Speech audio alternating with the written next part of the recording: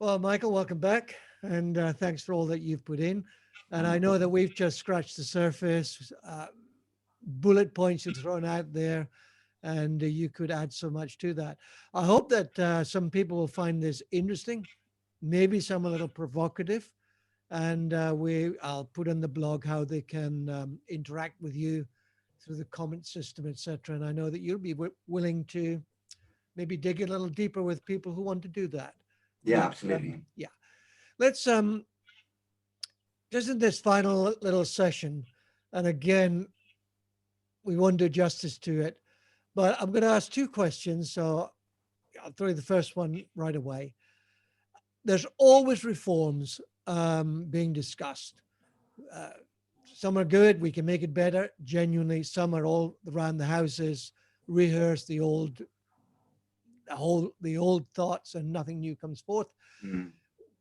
What that you're aware of reform thinking, planning, or even process going on that would give you some hope? Pull out one, or if you have time, two things that could give you hope for genuine reform for the better. It's difficult to find hope in these times, if I'm honest. Reform is something that has been talked about since the late 90s.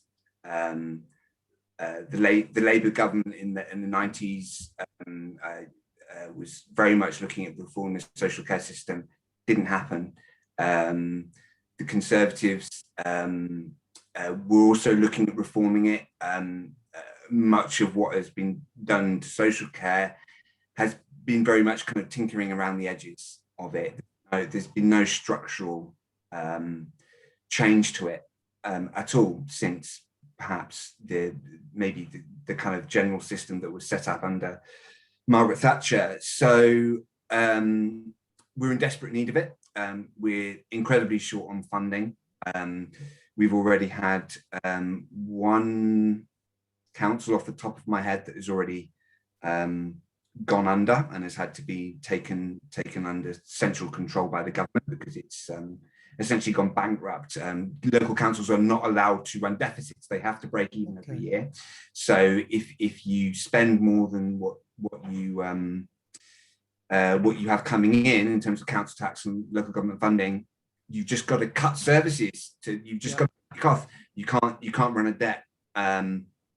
So yeah, and the likelihood is that in Rishi Sunak's budget, we didn't see very much in terms of extra funding for social care. Councils were given permission to raise a little bit more in terms of council tax.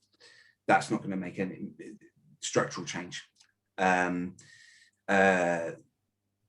We've had numerous false dawns all the way through Labour, through the Conservatives, white papers, proposals on the kind of spectrum of different things that could be done with social care. It's all been proposed at different times. Several different think tanks have come up with all kinds of good proposals about what we should be doing with social care. None of it's gone anywhere because social care is quite often the poor cousin of the NHS. Public discourse around the NHS tends to get prioritised. People don't come into contact with social care unless they end up in, quite unfortunate circumstances. And we don't really pay taxes that go directly to social care. It goes through council tax mostly, and then a little bit of government funding. So it's quite complex for politicians to talk about. Boris Johnson has said when he first came into power that he wanted to resolve the question of social care and get it reformed properly. Recently in February, he came out with, there was a white paper from the Department of Health and Social Care about integration with the NHS and various kind of proposals there. None of all of the commentators and specialists who I'm aware of who have looked at it are saying that although they're making some of the right sounds, this is nothing new. There's no, and this is not structural change. This is again tinkering around the edges, and because there's not a significant more amount of money being proposed in terms of giving social care resources, even if they did propose structural change, if it's not funded, it can't happen. So we continue on in a kind of just making do with the best that we can, with the best that we've got sort of situation. And of course, all that is genuinely compounded by economic constraints in Absolutely. our current society. Yeah. COVID has not helped for sure. Yeah. Switching totally, as a believer, obviously we all love Martin Luther King's speech, none of us could repeat it. I have a dream. Yeah. What kind of dreams would you have? Albeit there are restraints, of course there are restraints, but what would you love to see? You're engaged at the sharp end of care in society. What would you love to see happen, either to the structurally, to society itself, within the community of believers, whatever angle you'd like to take it at? What would you love to see? So I tend to, so my personal perspective as a Christian, and also kind of philosophically, I guess, as well, and I guess my position as a social worker is one that values social justice. Yeah. Now, social justice tends to get misunderstood as something that is about justice, so the courts or legal, or something that is about socialism, and tends to get kind of put in a bag with kind of communist systems and that sort of thing. Yeah. Social justice kind of goes all the way back to Adam Smith and his ideas about economics and how we've set up modern nation states and the way that their economics works. He proposes it all the way back then in terms of redistribution of wealth within society so that everybody is cared for and looked after. And I have next to me a book called The Bible and Social Justice. Okay. Lays out how different parts of the Bible, the Bible doesn't discuss social justice particularly, but what it draws out is themes within the Bible that point towards social justice and develop in that direction. So that's my perspective and where I'm coming from. Yeah. For the people that I work with, the best system that I could see would be one that is like the NHS, but for social care. Okay. Where it's free at the point of access. Yeah. It's funded by central government funding rather than local authority funding. So there's no regional variation in the way that things are funded. And so that services and the way that we do things can be planned in the long term. At the moment, local authorities go from year to year, not quite knowing what their funding is going to be the next year. Yeah. They're always having to chop and change, and it just makes planning things properly really, really difficult. It also means that we are always having to play off some people that we support against other people that we support. Who do we prioritize? Yeah. Who is of greatest need, and then because of that, who is of lesser need, and who should we pay less attention to? We're always going through this process of having to triage people, and triaging people never feels comfortable, especially when you're faced with some people in really heartbreaking and difficult situations, and you're having to turn around and say, "I'm really sorry, we can't help you." I'd rather say, I guess, come into our arms. Let us help you.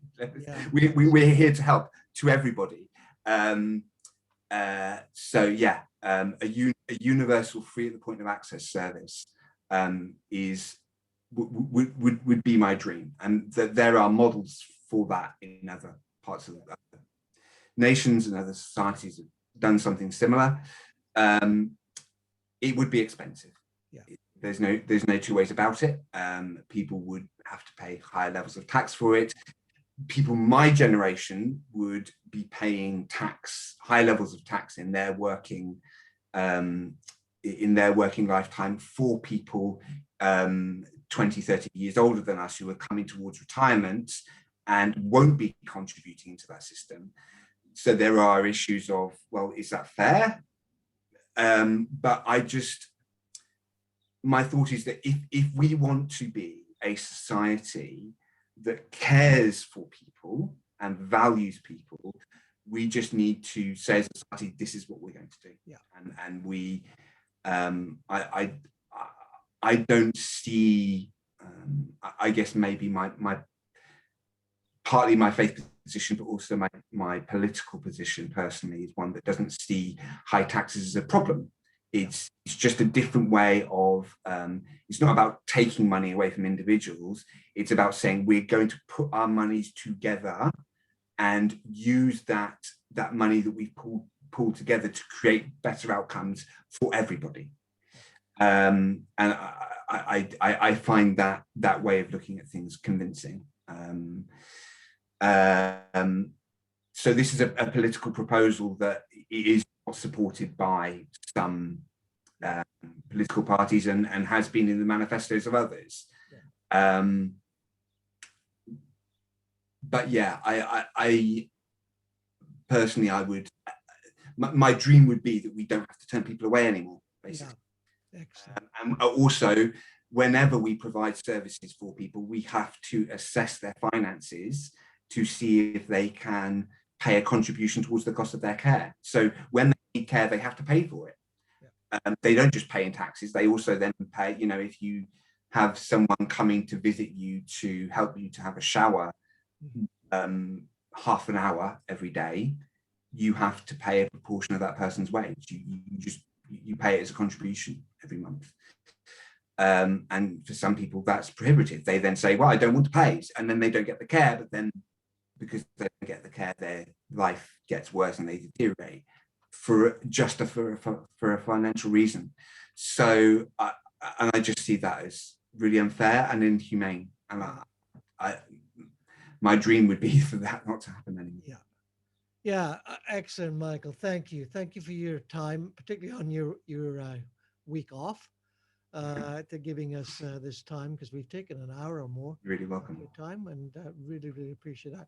And also just to say, appreciate your hard work into such an important area of society. And I hope that, as I said, that there'll be people who interact with you, probe a little deeper, because in this short 3 interviews, we haven't been able to go that deep, to be honest. Apologies for that. But yeah, but thank you. And thank you for sharing your passion as well. You're really welcome. At the end. So maybe in the future. But, and thank you for giving a chance for me to share my voice. I really appreciate it. It's been a really good conversation. Thank you. Not